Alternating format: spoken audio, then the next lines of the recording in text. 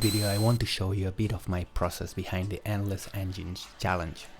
The main idea of this 3D challenge was simple. Replace this basic template with your own vehicle, environment and story.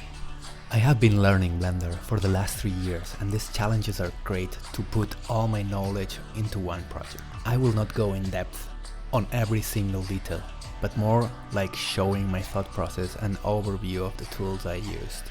My background is in product design, so I really wanted to focus in making a beautiful 80s inspired car. My main references are usually Japanese cars and Bosozoku culture. If you want to know more about how I build the car, check one of my previous videos, where I'm showing my design process using stable diffusion as a starting point.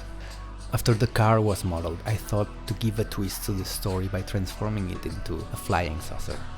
For the UFO transformation I used traditional keyframe animation, but also shape keys. Shape keys are a great way to modify the shape of an object. I think nobody's talking enough about shape keys. I'm actually using them a lot. Until that moment I had no clue what the story could be. I only had the car, the UFO, and everything was placed into the template provided by Clinton Jones. But after the transformation was done, it was easy to find a link. I decided to make a little being from another planet, escaping a secret advanced research facility in an unknown desertic location. I don't want to call it Area 51, but I guess it's what we all recognize as a collective consciousness from movies and books, so having a link to that helps to recognize what the story is all about. Oh, and for the dirty windshield, I took a picture from the internet of a real car and removed everything around. I plugged that as a note through a glass shader and a principal BSDF shader, and voila, the result is quite cool. So back to the story, I wanted to convey the idea that this facility was creating some kind of UFO devices disguised as 80s cars, because why not?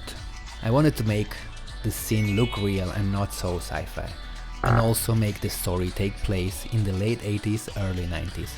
As I spent a lot of time in the car design, modeling and saucer transformation, and due to the real-world assignments that we all have, I had only 4 days to finish the story and build the environment.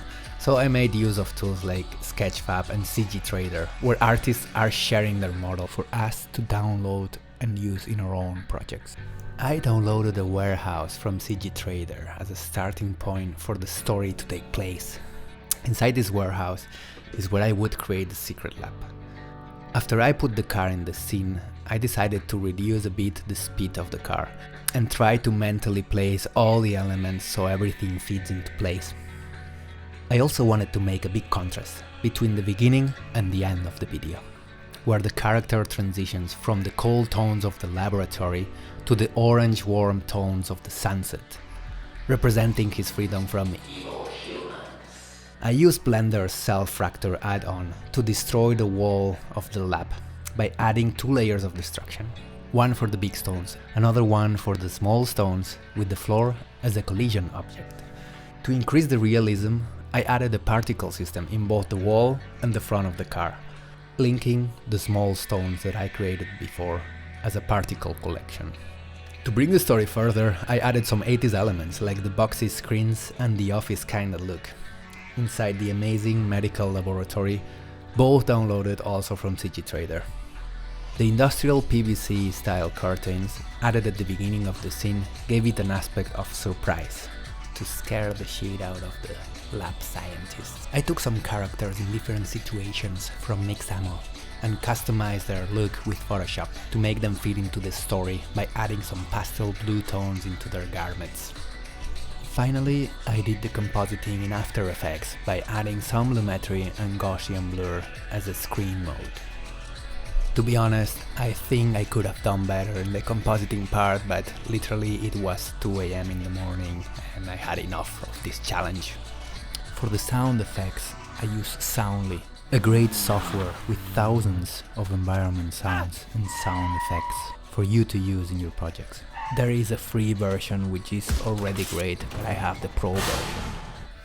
One of the things I added at the end, and I think it really helps the story, is this alarm sound in the background, which makes it clear that something's wrong or someone is escaping. Thank you very much for watching until the end of the video. I hope you enjoyed my process in creating this animation.